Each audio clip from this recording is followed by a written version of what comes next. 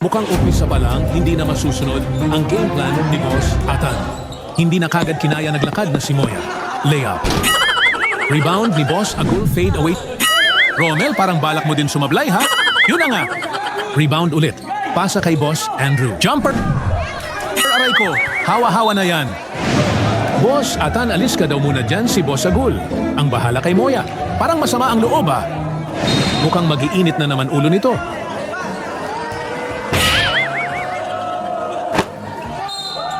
Siyempre may action replay tayo dyan. Iba tayo eh.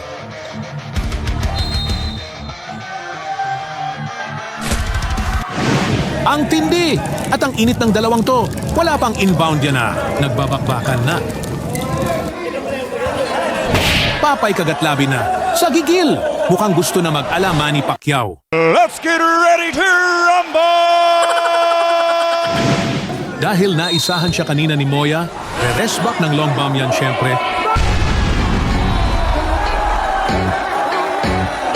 Yung dalawa ibang level na ang asaran.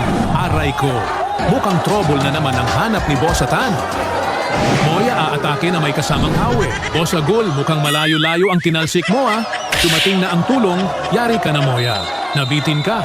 Abangan ang mas pina-exciting na part 2. Follow, like, and share para updated ka.